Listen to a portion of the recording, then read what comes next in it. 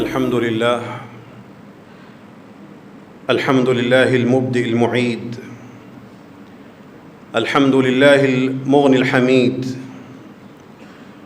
الحمد لله ذي العفو الواسع والعقاب الشديد، الحمد لله الذي من هداه فهو السعيد السديد، ومن أضله فهو الطريد البعيد، من أرشده إلى سبيل النجاة ووفقه فهو السعيد الرشيد.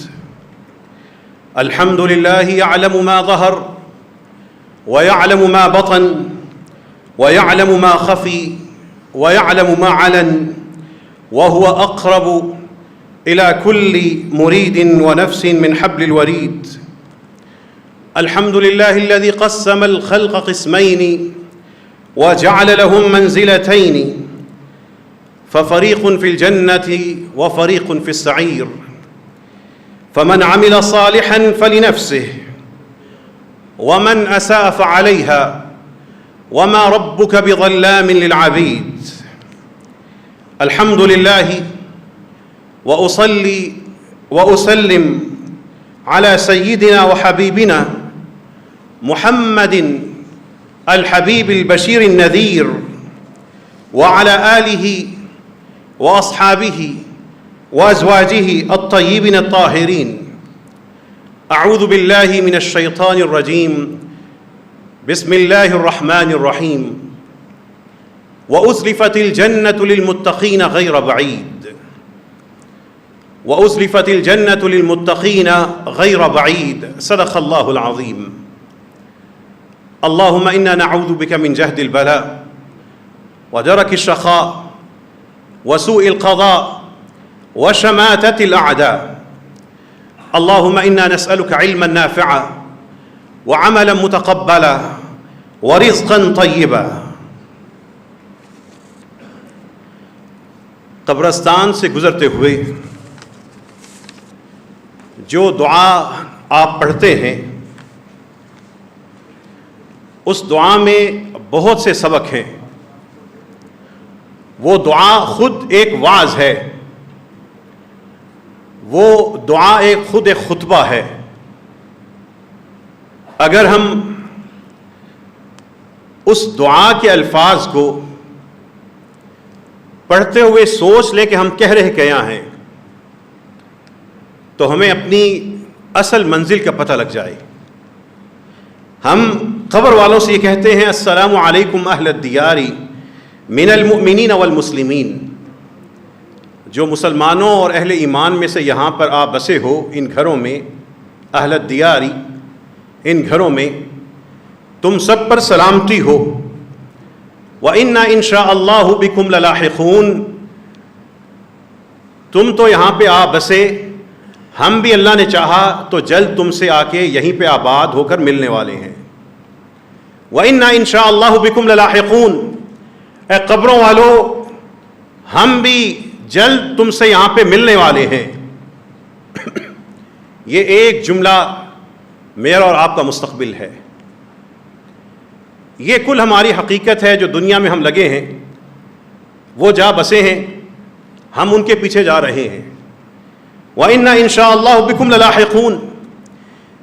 یہ جملہ آپ کو یاد کرواتا ہے، سمجھاتا ہے، بتاتا ہے کہ یہاں ہمیشہ کا قیام نہیں ہے، یہ تو صرف گزر رہے ہیں. وَإِنَّا إِن شَاءَ اللَّهُ بِكُمْ لَلَاحِقُونَ. ان قبروں والوں کے ساتھ جا کر مل جانا ہے. کتنے ہی اپنے عزیز دوست ہنستے کھیلتے تھے، رشتہ دار تھے جن کے ہم ہاتھ پکڑتے تھے، وہ ہمارے ہاتھوں میں ہاتھ تھا. ہاتھ غائب ہو گئے، وہ قبروں میں جا بسے. لیکن ہم پھر بھی اس دنیا میں الجھے ہوئے ہیں، اس دنیا کے پیچھے بھاگ رہے ہیں کہ جس کے بارے میں رسول اللہ صلی اللہ علیہ وسلم کیا فرماتے ہیں: واللہ ما الدنیا فی الآخرۃ الا مثل ما یجعل احدکم اصبعہ هذه فی الیم فلینظر بما یرجع. رسول اللہ صلی اللہ علیہ وسلم قسم کھا کے کہتے ہیں، خدا کی قسم، آخرت کے مقابلے میں اس دنیا کی حیثیت اتنی بھی نہیں ہے کہ جتنی تم میں سے کوئی شخص کسی بڑے سمندر میں انگلی ڈالے اور ڈبو کر اس کو نکال لے، پھر دیکھے کہ اس کی انگلی پر کتنا کچھ لگا ہوا ہے۔ وہ آخرت اتنی قیمتی ہے کہ اس کے مقابلے میں پورا وہ ایک سمندر ہے، اور دنیا اس کے مقابلے میں صرف اتنی سی جتنی ایک انگلی کے اوپر پانی لگ کے آ جائے۔ اس انگلی پہ لگے ہوئے سمندر سے آئے ہوئے پانی یا چند قطروں کی خاطر ان آخرت کو برباد کرنے والا اپنے آپ سے وفادار ہو سکتا ہے؟ کوئی شخص بتائے، یہ کہہ سکے کہ میرے پاس ایک ایسا علم ہے، میرے پاس ایسی صلاحیت ہے کہ میں ان قبروں والوں سے جا کے ملنے سے میں بچ سکتا ہوں۔ وہ قبر کی دعا ہمیں یاد کرواتی ہے، وَإِنَّا بِكُمْ لَلَاحِقُونَ، یہ اس قبر میں اترا ہے، کچھ فاصلے پہ کہیں نہ کہیں ہماری بھی قبر ہے۔ لیکن ہم جس طرح دنیا کے معاملے میں الجھے ہوئے ہیں، قرآن اپنے سب سے چھوٹے جملوں میں سمجھا رہا ہے متاع الدنیا قلیل۔ یہ قرآن کے سب سے ننھے جملے ہیں، اور اس سے بھی چھوٹا جملہ ہے والآخرۃ خیر۔ دنیا کا سامان اور مہلت اور عیاشی اور یہ خوشیاں یہ بہت کم ہیں، والآخرۃ خیر لمن اتقی، لیکن جو اس چیز کا احساس رکھتا ہو اس کے لیے بہترین چیز آخرت ہے۔ موجودہ دور میں جو دھوکہ وہ لوگ کھا رہے ہیں جو دین یا مذہب پہ محنت کر رہے ہیں، وہ دھوکہ یہ ہے کہ وہ اپنے دین پر بھی اتنی ہی محنت کر رہے ہیں جس سے ان کی شہرت میں یا ان کی ظاہری لوگوں کے دل میں مقام و مرتبے میں اضافہ ہو۔ وہ لوگوں کی تعریف کی خاطر یا لوگوں کے سامنے اپنا آپ تاثر یا امیج بہتر کرنے کے لیے دین کے بڑے حصے پہ عمل پیرا ہیں۔ یہ زیادہ خطرناک بات ہے،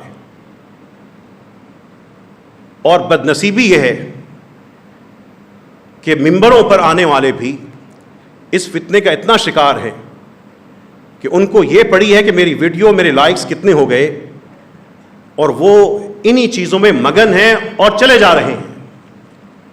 والآخرۃ خیر لمن اتقی۔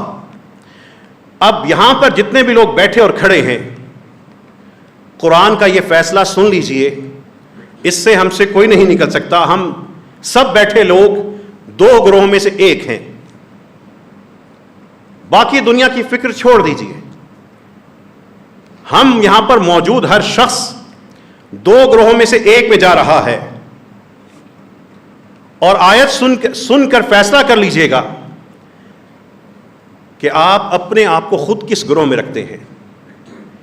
یہ زندگی کی ساری بھاگ دوڑ، یہ سارے صبح و شام کے معمولات، یہ سونا اور جاگنا، اس میں دنیا کتنی ہے اور آخرت کتنی ہے۔ من کان یرید العاجلۃ عجلنا له فیہا ما نشاء لمن نرید۔ جو اس نقد دنیا کا طلبگار ہو، ہم اس کے لیے جو وہ چاہتا ہو، ہم اس کے لیے وہ چیز مقدر حاضر کر دیں گے۔ ثم جعلنا له جہنم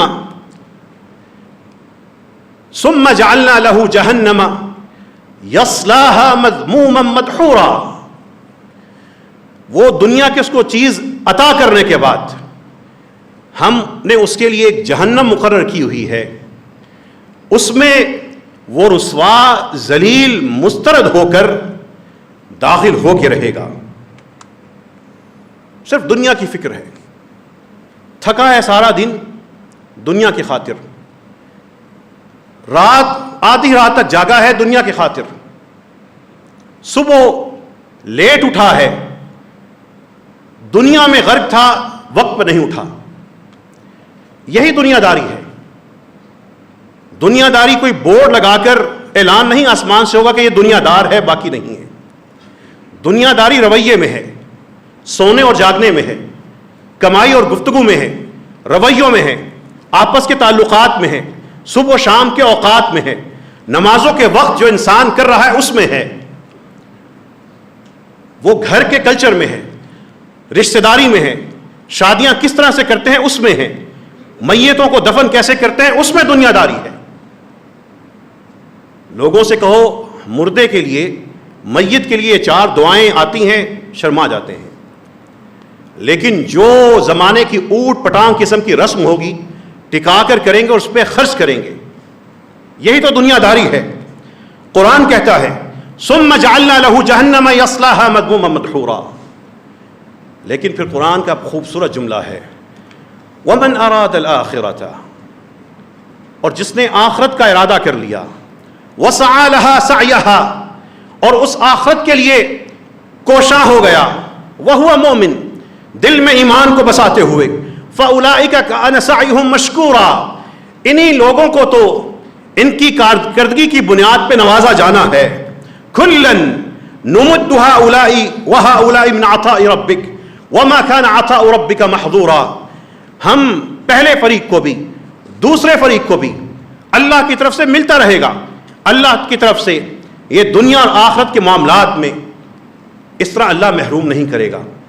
لیکن کوئی دنیا کا سوداگر تھا، اس نے دنیا کو اپنی ساری کی ساری کامیابی کا ہدف بنایا تھا، اس کو مل جائے گی.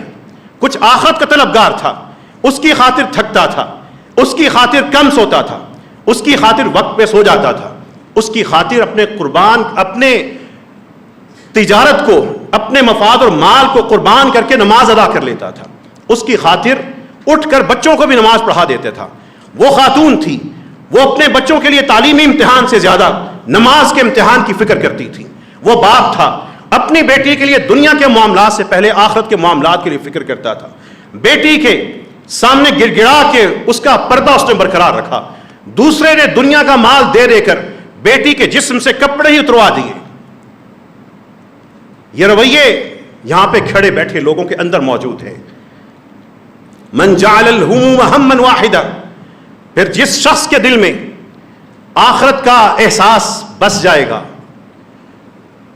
جس شخص کے دل میں اپنی تجارت میں، ملازمت میں، سماج میں، معاشرت میں، خوشی میں، شادی میں، غم میں، اپنے صبح میں، شام میں، اپنے گھر میں، اپنے کاروبار میں، اپنے دفتر میں، اپنی خاموشی میں، اپنی گفتگو میں آخرت کا احساس دل میں بس جائے گا، پھر وہ حدیث آتی ہے من جعل الہموم ہما واحدا ہم المعاد کفاہ اللہ ہم الدنیا، جس نے سارے غم چھوڑ کر دل میں آخرت کا غم پال لیا، دنیا کے غموں کے مقابلے میں اللہ اس شخص کے لیے خود مددگار ہو جائے گا. وہ جو آخرت کا متلاشی ہے، دنیا کے معاملات اس کا رب ٹھیک کر دے گا. ومن تشعبت به الہموم فی احوال الدنیا، جو دنیا کے معاملات میں ادھر ادھر لڑکتا رہا، لم یبال اللہ فی ای اودیہتها ہلک، اللہ کو کوئی پرواہ نہیں ہے ایسا دنیا دار بندہ کس وادی میں غرق ہوتا ہے، ڈوبتا ہے، مرتا ہے. دلوں کا حال بتائیے، اس دل میں آخرت کی تیاری کتنی ہے، اس جسم کو آخرت کے لیے کتنا تھکایا ہے. اور پھر اللہ نے جو صلاحیتیں دی ہیں، ان صلاحیتوں میں قرآن کی ایک آیت کی روشنی میں یہاں پہ بیٹھا چھوٹا بڑا، جوان بوڑھا، باپ ہے یا بیٹا ہے، رشتہ دار ہے یا خاتون ہے یا مرد ہے، وہ ایک سوال کا جواب دے دے. اللہ تعالیٰ کہتے ہیں وَابْتَغِ فِي مَا آتَاكَ اللَّهُ الدَّارَ الْآخِرَةَ، اپنا آخرت کا گھر اس میں تلاش کر لو جو اللہ نے تمہیں دیا ہے، ادھر ہتھیلی میں دیا ہے. وَابْتَغِ فِي مَا آتَاكَ اللَّهُ الدَّارَ الْآخِرَةَ، تمہارے علم میں، تمہارے گھر میں، تمہاری رہائش میں، تمہارے بچوں میں، تمہاری دکان میں، تمہاری ملازمت میں، تمہاری ڈگری میں، تمہارے دفتروں میں، تمہارے دیس میں، تمہارے شہر میں، تمہاری صبح و شام میں، یہ اللہ نے جو عطا کی ہے. وَابْتَغِ فِي مَا آتَاكَ اللَّهُ الدَّارَ الْآخِرَةَ، اس میں اپنی آخرت تلاش کر لو تلاش. کوئی تلاش کرے گا اس کو گھروں میں بے نمازی چیزیں نظر آئیں گی. کوئی تلاش کرے گا اس کو میوزک نظر آئے گا. کوئی تلاش کرے گا آخرت نہیں ملے گی اس کو سود نظر آئے گا. اس کو بینکوں میں رکھ کر سود کو کھانے والا سارا مال نظر آئے گا. دوسروں کو ڈکارا ہوا مال نظر آئے گا. اس کو نظر آئے گا میری ہتھیلی پر میری اصلاحیتیں تو دوسروں کے عیب نکالنے میں لگی ہیں, میں فلاں کو بدنام کر رہا ہوں, میں فلاں کی عزت پہ حملہ آور ہوں, میں فلاں رشتہ دار کے سامنے اس طرح کر رہا ہوں. وابتغ فیما آتاک اللہ الدار الآخرہ. اس کو اپنے اللہ کی دی ہوئی نعمتوں میں اپنی آخرت نظر نہیں آئے گی. لیکن جس نے ڈھونڈنی ہے وہ اپنی آخرت اسی میں, اسی صلاحیت میں, اسی علم میں, اسی مال میں, اسی رزق میں دیکھ لے. وہ رزق کہے گا یہ رزق حلال ہے, میں تمہیں جنت میں لے کے جاؤں گا. وہ گھرانہ گواہی دے گا کہ وہ گھر گواہی دے گا کہ میری 4 دیواری میں نمازیں تھیں. وہ گھر قیامت کے روز اذا زلزلت الارض زلزالها واخرجت الارض اثقالها, جس دن وہ زمین بولے گی وہ گلیاں گواہی دیں گی کہ یہ گھر, اس کے اندر سے میوزک کی آواز نہیں آتی تھی. فرشتے گواہی دیں گے ہم ان گھروں میں اتر کے قرآن کی مجلسوں میں جاتے تھے, یہاں پہ مائیں اور بیٹیاں قرآن کی تلاوت کرتی تھی, بیٹے اور باپ نمازیں بر وقت ادا کرتے تھے. وہ گھر گواہی دیں گے. وابتغ فیما آتاک اللہ الدار الآخرہ. لیکن کسی کی جائیداد اس کے لیے توق بن جائے گی. دنیا میں شاندار جائیداد تھی لیکن جائیداد اس کو گھسیٹ کے لے کے جائے گی, دوزخ کی طرف لے کے جائے گی. نہ اس کی زکوٰۃ ادا کر سکا, بلکہ وہ زکوٰۃ ادا کیا کرتا, اس نے پاک کیا ہونا تھا, وہ تو اس نے لوگوں کا مال کھینچا ہوا تھا. وابتغ فیما آتاک اللہ الدار الآخرہ. آخرت ڈھونڈنی ہے اپنے مسلک کے نام میں نہ ڈھونڈو. وابتغ فیما آتاک اللہ الدار الآخرہ. آخرت ڈھونڈنی ہے اس چیز میں نہ ڈھونڈے کہ دنیا میں تم کس مسلک کے ہو, کس شخص کے پیچھے چل رہے ہو. اس میں ڈھونڈو کہ جو اللہ نے تمہیں دیا ہے اس میں تمہاری آخرت کہاں ہے. اور پھر جب آخرت کا احساس دل میں آ جاتا ہے, واقعی دل میں اتر جاتا ہے, اور جب انسان کو احساس ہوتا ہے کہ میں جا رہا ہوں, میں نے سدا یہاں پہ نہیں رہنا, اس کو اپنے بیٹوں اور بیٹیوں کی شکلیں دیکھ کر 2 منظر نظر آتے ہیں.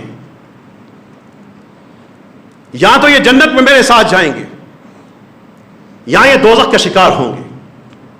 وہ اس فکر سے آزاد ہو ہی نہیں سکتا. کوئی ہے جو کہے اتنی بڑی آزمائش سے میں اپنی اولاد کو بچا لوں گا, ایک طرف جنت ہے ایک طرف دوزخ ہے, درمیان میں ہم سارے کے سارا گھرانہ کھڑے ہیں, بچا سکتے ہیں اس آزمائش سے. جب دل کے اندر یہ احساس آئے گا انسان کی گفتگو کم ہونا شروع ہو جاتی ہے, اس شخص کی گفتگو میں ٹھہراؤ آ جاتا ہے, اس شخص کی گفتگو میں اپنے الفاظ کا حساب آ جاتا ہے.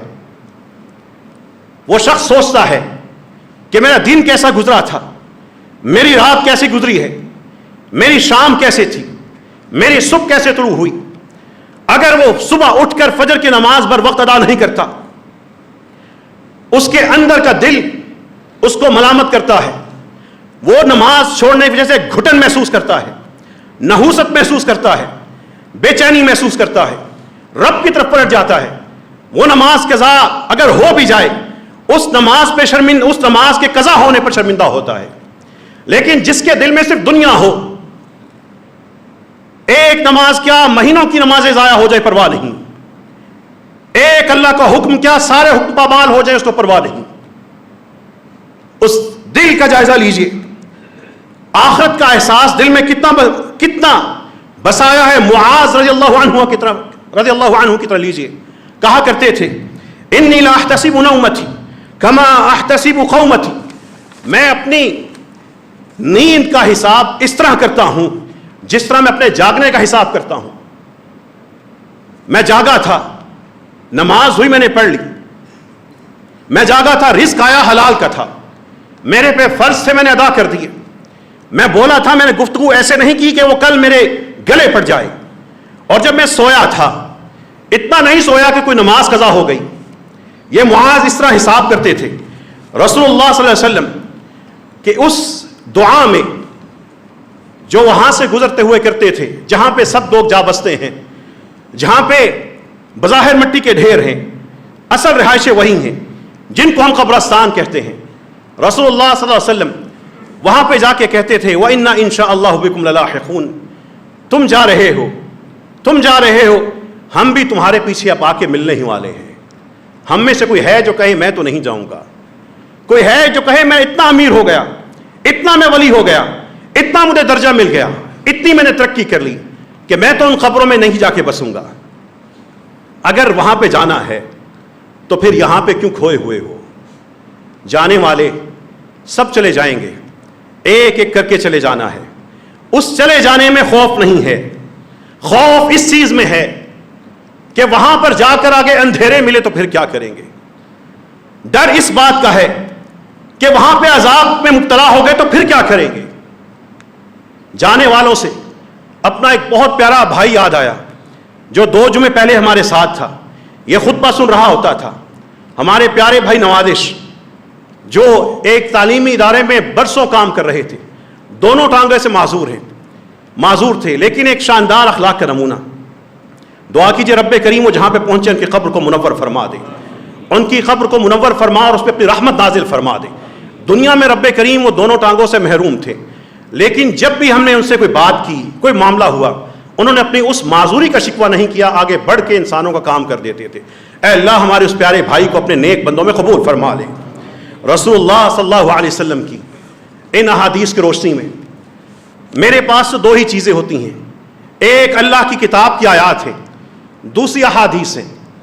ان 2 چیزوں کی روشنی میں اپنے اس دل کا جائزہ لے لیجئے، اپنے آپ سے مخلص ہو کے وفادار ہو کر یہ جائزہ لے لیجئے کہ جوانی میں، بچپن میں، اگلی عمر میں، جو بھی آپ کی عمر ہے، آخرت کی خاطر کتنا تھکے ہیں، آخرت کی خاطر کتنی کوشش کی ہے، آخرت کی خاطر اپنے آپ کو کتنا جگایا ہے، آخرت کی خاطر کتنی دفعہ رب کی خاطر لوگوں کی ناراضگی مول لے کے آخرت کو بچایا ہے۔ آخرت کیسے بچتی ہے؟ رسول اللہ صلی اللہ علیہ وسلم کی تربیت یافتہ جو ساری کی ساری جماعت تھی، انہی کے آگے پھر شاگردوں میں سے غزوہ ہو رہا ہے، وہاں پر جنگ جاری ہے، جنگ ہوئی، مسلمانوں کے ہاں قیمتی مال غنیمت آیا، لشکر کے قائد سعد بیٹھے ہیں، بیٹھ کر سارا مال غنیمت دیکھ رہے ہیں۔ ایک فوجی آتا ہے، فوجی آ کر ایک بڑا صندوق لاتا ہے، آ کر پیش کر دیتا ہے، بازو اور کندھا کسی بھی قسم کے تمغے سے خالی، آ کر کہتا ہے یہ میری طرف سے جنگ میں جو مال غنیمت ہے دیکھ لیجئے۔ پوچھا گیا کیا اس میں سے تم نے کچھ لیا ہے؟ وہ کہتے ہیں اگر میں نے اس میں سے کچھ لینا ہوتا تو یہ میں تمہارے پاس کیوں لے کے آتا، میں اس کو خود غائب کر لیتا۔ اس قائد نے دیکھا سونے جواہرات سے بھرا ہوا، انہوں نے اپنے سیکٹری کو بلایا کہ لائیں اس کا نام لکھیں اور اس کو ایک شاندار قسم کا اعزاز دیں۔ اس فوجی نے جواب دیا سعد اگر میں نے کسی اعزاز کی تمنا کی ہوتی تو یہ سونے جواہرات ان اعزاز سے بہت آگے کی چیز تھی، میں نے صرف ایک تمنا کی ہے، مجھے کوئی ترقی نہیں چاہیے، کوئی پھول اور تمغہ نہیں چاہیے۔ ان اجری الا علی اللہ، میرا اجر اللہ کے ذمہ ہے، ان اجری الا علی اللہ، میرا اجر اللہ کے ذمہ ہے، میں دنیا سے کسی اجر کا تقاضا نہیں کرتا، خواہش نہیں رکھتا، کوئی تمنا ہی نہیں ہے۔ ان اجری الا علی اللہ، میں اللہ پر صرف اور صرف میں اللہ تعالیٰ سے اجر کا تقاضا کرتا ہوں۔ اس کے ہاتھ خالی تھے، دل ایمان سے بھرا ہوا تھا۔ اپنے دل پر ہاتھ رکھ کے بتائیے کہ رب سے اجر کی خاطر کیا کیا کیا ہے۔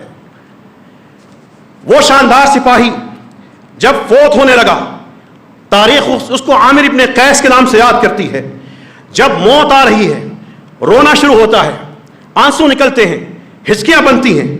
لوگوں نے پوچھا ما یبکیک یا عامر، عمر، عامر آج تمہارے آنسو کیوں نکل رہے ہیں؟ کہنے لگے صرف 3 چیزوں کا دکھ ہے، ان پہ رو رہا ہوں. اب کی علی لیلۃ نمتھا، اس رات پہ رو رہا ہوں حسرت کے مارے جس میں سویا رہا. وعلی یوم افطرتہ، اس دن پہ رو رہا ہوں جس میں روزہ نہ رکھ سکا. وعلی ساعۃ لم اذکر اللہ تعالی فیہا، اور اس گھڑی پہ رو رہا ہوں اس عمر کے ختم ہوتے ہوئے جس میں اللہ کو یاد نہیں کر سکا. یہ قیمتیں ہیں زندگی کی، یہ وہ بہاریں ہیں جو دل میں وہ بساتے تھے. دین پر محنت کرنی ہے، اللہ کی خاطر دین پر محنت کرنی ہے، آخرت کو سامنے رکھتے ہوئے دین کے لیے اٹھنا ہوگا، آخرت کے لیے اٹھنا ہوگا.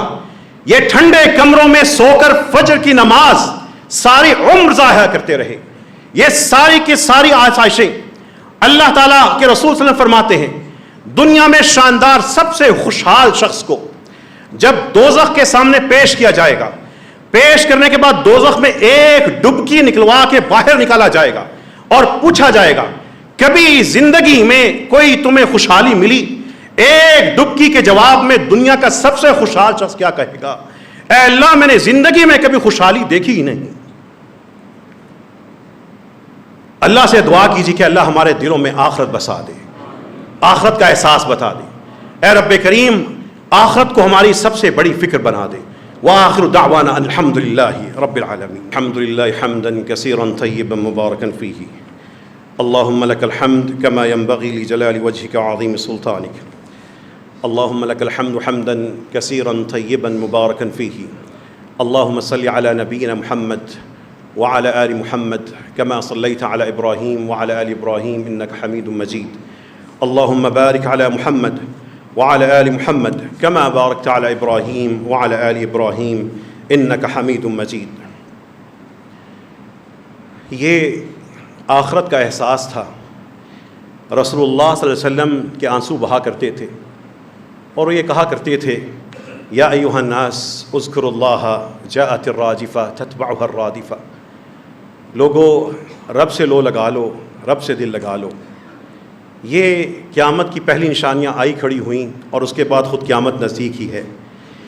یہی وہ دکھ تھا، وہی ڈر تھا کہ عمر جیسے بہادر شخص کی آنکھوں میں یہاں سے لے کے یہاں تک آنسو بہنے کی وجہ سے 2 واضح طور پر لائنیں بن چکی تھیں. اور وہ جب بھی قرآن کریم پڑھتے تھے وہ قرآن کریم پر رک جاتے تھے. وجہ کیا تھی؟ قرآن پڑھتے ہوئے قرآن کیا کہہ رہا ہے وہ سنتے تھے اور سمجھتے تھے. موجودہ دور میں مسجد رحمت للعالمین میں آنے والوں کوئی مسلکی شناخت فلاح کی ضمانت نہیں ہے. کوئی دوسرے کی قبر میں جا کے اس کو عذاب سے نہیں بچا سکتا.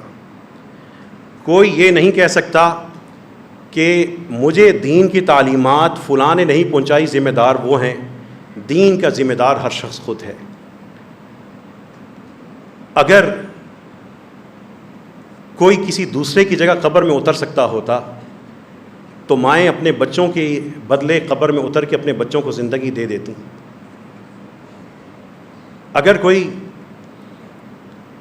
قبر والوں کو کسی تکلیف سے بچا سکتا تو باپ اپنے لخت جگر کے لیے جا کے کوئی بھی قیمت دے کے بچا لیتے. یہ ٹھنڈا سا کمرہ، یہ خوبصورت سا شہر، یہ آسائش، یہ سہولت، یہ جمعہ، ہمارے اوپر ابھی کوئی میزائل نہیں گرنا. غزہ والوں پہ گر رہا ہے. ہمارے گھروں میں کھانے پک رہے ہیں، وہ کچرے میں سے کھانا ڈھونڈ رہے ہیں. ہم کھڑے کہاں ہیں؟ ہمارا حساب کہاں ہونا ہے؟ اس ناک کی سیدھ میں اپنی قبر رکھ لیجئے. میرے پاس سنانے کے لیے کہانیاں نہیں ہیں. قرآن کی ایک سورت پڑھنا شروع کرتا ہوں، ہر آیت امانت لگتی ہے کہ یہ پہنچانی ہے، ورنہ سب سے پہلا گریبان اور گلا ہمارا پکڑا جائے گا. لوگ فرقوں میں بٹ گئے، فرقوں میں الجھ گئے. سوشل میڈیا پہ 90% سے زیادہ غیر ضروری بحثیں ہو رہی ہیں اور لوگ اسی میں الجھے ہوئے ہیں. خود دین کے جو رہبر تھے، جن کو محافظ ہونا چاہیے تھا، انہوں نے دین کو تماشا بنا دیا. اس سارے میں خدا کے لیے اپنے آپ سے مخلص ہو جائیں، قرآن کریم کھول لیں، احادیث کھول لیں۔ جو نماز نہیں پڑھتے اتنا سا کام کریں، جب اذان ہو صرف وضو کر لیا کریں، اتنا سا کام کیا کریں کہ وہ 10 منٹ کے لیے چلے خاموش ہو جائیں۔ نماز کے احترام میں اتنا کچھ کرنا شروع کر دیں کہ کچھ سفارش ان کی بن جائے۔ جن کے مال کے اندر حرام کی آمیزش ہے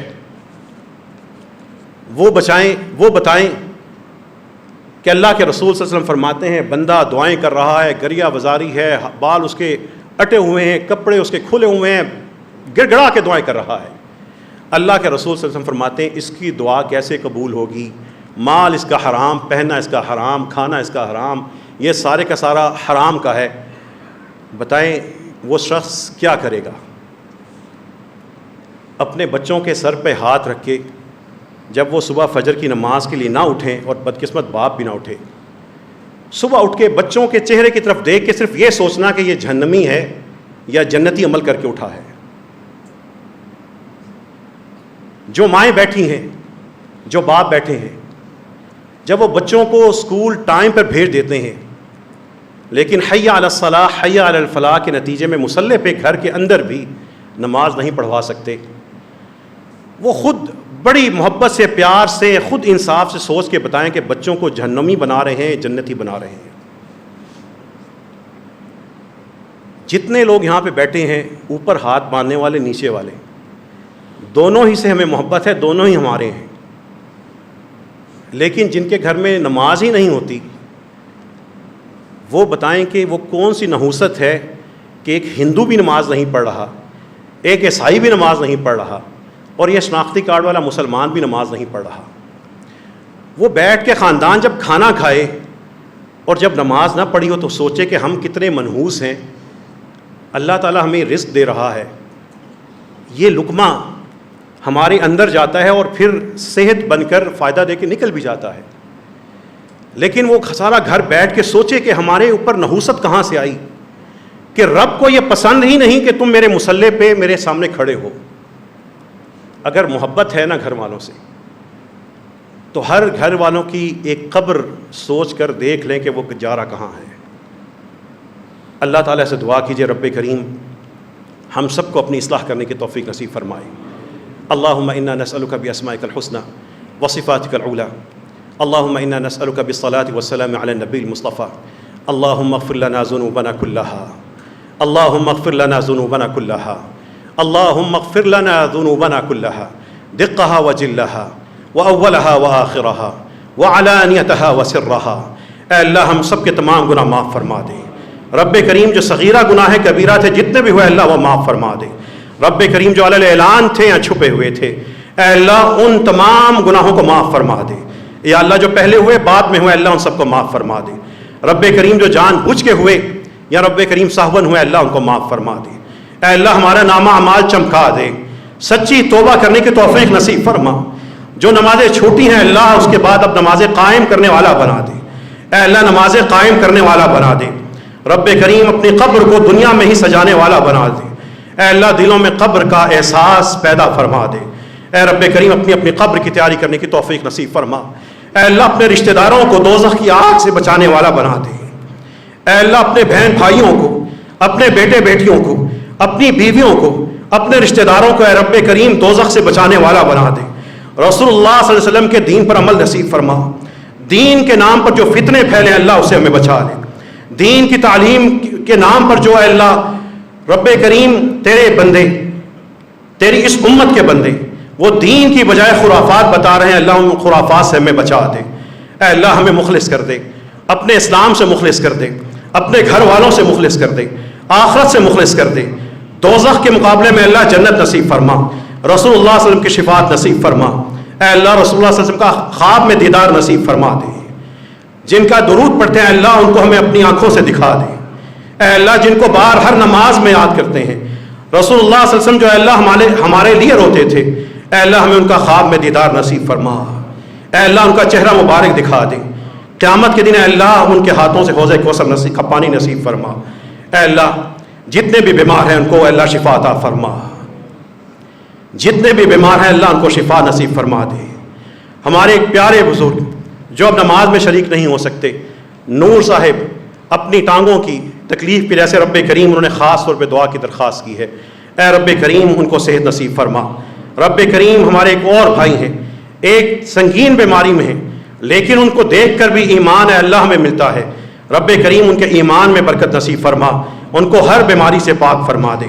اے اللہ ہم سب کی مغفرت فرما دے، ہمارے جتنے بھی فوت ہوئے ان کو معاف فرما، جو قبروں میں جا بسے ہیں اللہ ان کے مغفرت فرما دے، جو قبروں میں عذاب کا شکار ہیں اے اللہ ان کے گناہ آپ کی رحمت سے زیادہ بڑے نہیں ہیں، تیری اس عظیم رحمت کا واسطہ ہے، اے اللہ ان کو ان کے اس عذاب سے بچا لے، ان کے اب گناہ معاف فرما دے، ان پہ اپنی رحمت نازل فرما دے۔